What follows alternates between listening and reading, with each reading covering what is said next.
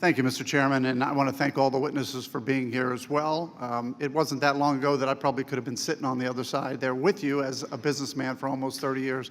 Mr. Ratner, I also have to say that the only reason I'm here is my profitable business, my car dealership, one of them was taken away from me during the Car Czar days. And by the way, there were 53 employees in that business. It was profitable, who were hardworking, struggling Americans, like some of my colleagues want to talk about, that I had to let go when the business was shut down. So we have to remember, when government interferes, people get affected. And the tax code is affected. The one thing I want to talk to you about, another person that I represent. It's that 24-year-old that starts out his first business. He or she starts out and they don't have any money. So they borrow some money, they write off the interest, they start hiring people. They don't take a paycheck. They don't take a paycheck. And they hire those hardworking middle-class Americans. And they start to grow it, and then they have to look at their business and they say, wait a minute, I can't hire any more people because I've got this tax burden.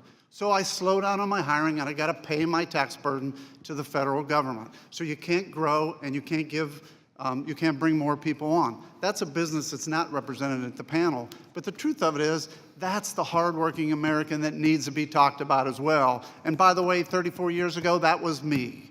I started my first business with nothing. I was a hardworking middle-class person, barely making ends meet, but I was able to live the American dream. And the tax code did get in the way. So the good thing about today is I heard agreement from everyone.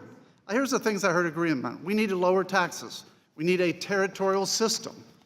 We need to make sure the U.S. is more competitive, and there is a cost to doing nothing in the form of businesses and jobs leaving. That is so important. Now, the burden of the tax code, as I'm aware of, corporations don't pay taxes. You all know that.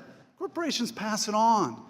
So the more taxes you pay, you're passing it on to the individual. It's a consumer. And we have to look at that because that's higher prices to the consumer. So here's what I really want to do. I want to get to the bottom of this. The real relief from the corporate rates going down will be to wage owners, consumers, and shareholders. We do have the highest tax rate in the world. And because we have the highest tax rate in the world, companies are leaving because they're not competitive. We know that. I'm hoping the American people are watching this because that's the truth. And I think all of you would agree with this. We have the highest tax rate in the world. When companies leave, we lose tax revenue. We lose tax revenue. The United States government loses tax revenue. So we have to become more competitive. The way we become more competitive in a global economy is dropping our tax rates. Would you all agree with that? You all agree? We got to lower tax rates? Good. Because that has to be the driver. We have to lower tax rates. And the disparity really between the income between these tax rates is what's driving us. So tell me, would you all agree, because I want top end now. We can get into the weeds later. But in top end, you all would agree we have to lower our tax rates? Every one of you? You all would agree that we need to have a territorial system. You all would agree that the U.S. has to become more competitive with a lower tax rate. You agree? And you all agree that we can't do nothing. So, I mean, we do have some agreement here, bipartisan agreement, which is great. Because if we can get this economy moving, it's going to be so much better for the people, those hardworking American families.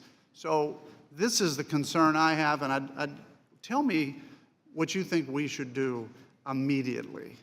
I mean, immediately. And I'd like to hear an answer from every one of you. What should we do immediately? Because tax reform is difficult.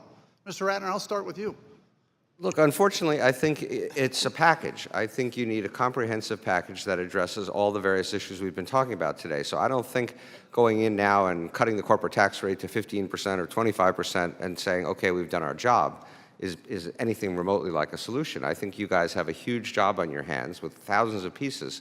So I don't think, unfortunately, you can do it today or tomorrow or the next day. I think you need to take some time and do it right. My thinking would be we have to be bold. And as you go through this process, as we just heard, it is complicated. There's thousands of pieces. But let's be bold and let's get everything on the table and let's fix it. I agree. We need to be bold and we need to bring all the constituents in, smaller people, the people in the factory, all the way up to the boardrooms. And we need to think about all the impacts of these individuals and what it means. But we need to reinvest in America. Get the money back in America. Mr. Marl?